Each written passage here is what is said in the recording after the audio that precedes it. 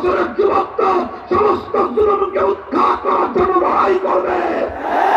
24 বছরের যুবক অন্যায় উৎখাতের জন্য যুদ্ধ করবে। এই তো হলো যুবক। আল্লাহু আকবার, আল্লাহু আকবার।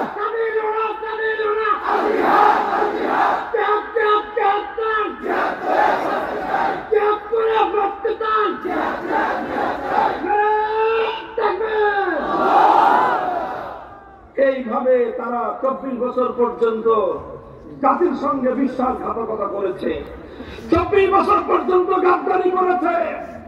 আলেমরা আমাদের কাছে তারা বলেছিল, যদি ইসলামী রাষ্ট্র হয় কিভাবে দেশ চলবে, আপনারা শাসনতন্ত্র সংবিধান তৈরি করে দেন।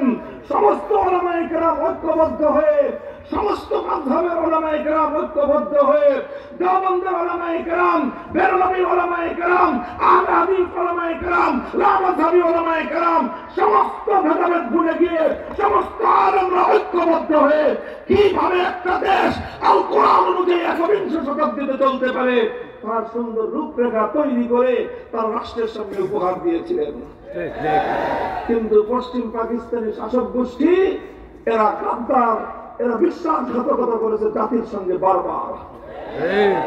অথচ লক্ষ লক্ষ মুসলমান ভিটামাটি ছেড়েছিল, লক্ষ লক্ষ মুসলমান বাপদাদা 14 পুরুষের কোটি কোটি টাকার সম্পত্তি ছেড়ে দিয়ে পথের ভিখারি হয়েছিল শুধুমাত্র একটা স্বপ্ন নিয়ে, একটা দেশ হবে যে দেশে আইন চলবে। চিন্তা করতে পারেন তাদের হৃদয়ে কত আশা ছিল, আল্লাহর আইনের কোরআনের রাষ্ট্র দেখার কি তামান্না, আর অন্তরের মধ্যে কেমন আকাঙ্ক্ষার আর্জিবাদের ছিল। অথচ এই চোরের দল বিশ্বাসঘাতক পশ্চিম পাকিস্তানি স্বৈর শাসকরা 24টা বছর পর্যন্ত এই সকল সরল প্রাণ মুসলিম ইমানদারদের সঙ্গে বিশ্বাসঘাতকতা আর গাদ্দারি করে গেছে। যেহেতু তারা গাদ্দারি করেছে, বিশ্বাসঘাতকতা করেছে, পরিণাম ভালো হয় নাই, পরিণাম ভালো হয় নাই। দেশের মানুষ তাদের বিরুদ্ধে ক্ষিপ্ত হয়েছে।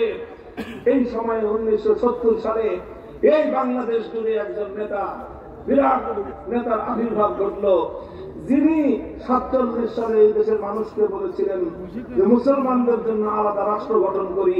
47 সালে তিনি ছিলেন মুসলিম লীগার, 47 সালে তিনি মুসলিম লীগ করতেন। আর এদেশের মানুষের ঘরে ঘরে গিয়ে বলেছিলেন, মুসলমানদের জন্য আলাদা দেশ না হলে মুসলিম জাতির উন্নতি হবে না, মুসলমানদের জন্য আলাদা দেশ না হলে কোরআনের শাসন হবে না। সেই নেতার নাম হলো শেখ মুজিবুর রহমান। এরপরে আস্তে আস্তে তিনি পরিবর্তন হয়ে গেলেন। পরিবর্তন হইতে হইতে হইতে হইতে এরপরে আবার তিনি একটা ভালো কথা বললেন। 1970 সালে তিনি তার জীবনের সবচেয়ে মহৎ, সবচেয়ে নেক, সবচেয়ে সত্য এবং সবচেয়ে কল্যাণকর কথাটা তিনি জাতির সামনে বললেন। তিনি বললেন, 70 সালের নির্বাচনের আগে আপনারা আমার নৌকা মার্কায় ভোট দেন, ভোট দিলে কি করবেন?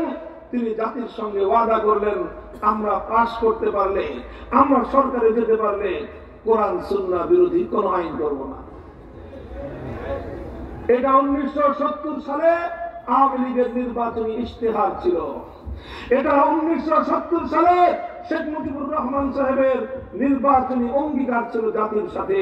এটা আমার বানানো কথা নয়, এটা বাংলাদেশের স্বাধীনতার দলিলে আজও সংরক্ষিত আছে। আমার এই কথা যদি কেউ ভুল প্রমাণ করতে পারে, লাখো জনতার এই মজলিসে আমি ওয়াদা করতেছি আর কোনোদিন মাইকের সামনে কথা বলবো না। এরপরে কি হলো? মানুষ তাহলে ভোট মারল, সিল মারল, এমন সিল মারা বাক্স উৎসাহ বলল। গোটা পাকিস্তানের মধ্যে তিনি নিরঙ্কুশ সংখ্যাগরিষ্ঠতা পেয়ে গেলেন তারা। কিন্তু পশ্চিম পাকিস্তানি স্বৈরাচারী গোষ্ঠী তাদেরকে ক্ষমতা না দিয়ে 71 সালের 25শে মার্চ রাতের অন্ধকারে বাংলাদেশের মানুষের উপর তারা বর্বর নির্মম হত্যাযজ্ঞ পরিচালনা করলো। ফলশ্রুতিতে 26শে মার্চ কালুরঘাট থেকে বাংলাদেশের স্বাধীনতার ঘোষণা দেওয়া হলো। 9 মাস মুক্তিযুদ্ধ চললো। 16ই ডিসেম্বর 71 সালের বাংলাদেশ মুক্ত হলো, স্বাধীন হলো। আর এই 9 মাস পরে শেখ মুজিবুর রহমান সাহেব তিনি পশ্চিম পাকিস্তানের কারাগারে বন্দী ছিলেন, সেখান থেকে তিনি মুক্তি পেলেন। মুক্তি পেয়ে গেলেন লন্ডনে।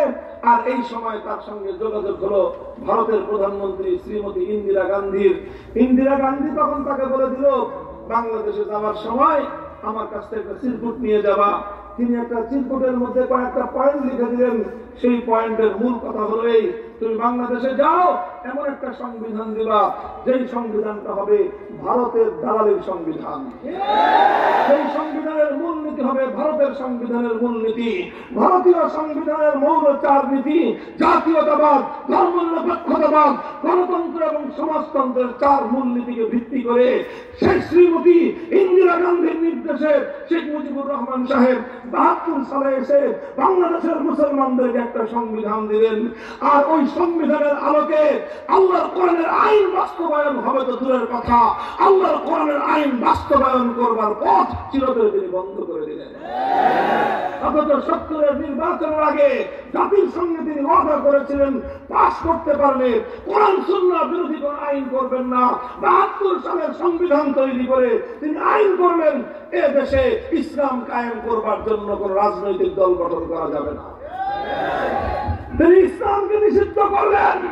আর এইভাবে ইসলামকে নিষিদ্ধ করবার মাধ্যমে 70 সালের নির্বাচনের আগে যে সৎ এবং ভালো কাজটা করেছিলেন, 100 ভাগ পল্টি দিয়ে গোটা জাতির সঙ্গে তিনি চরম গাদ্দারি আর বিশ্বাসঘাতকতা করলেন।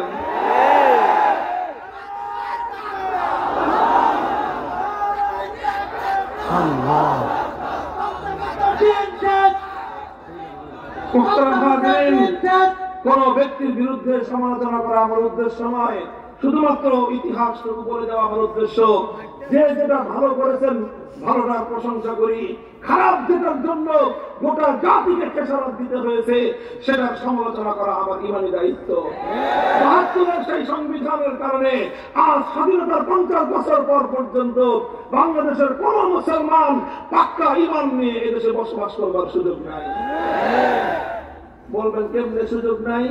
এই যে আপনাদেরকে প্রথমে আমি প্রশ্ন করেছিলাম, ওই প্রশ্ন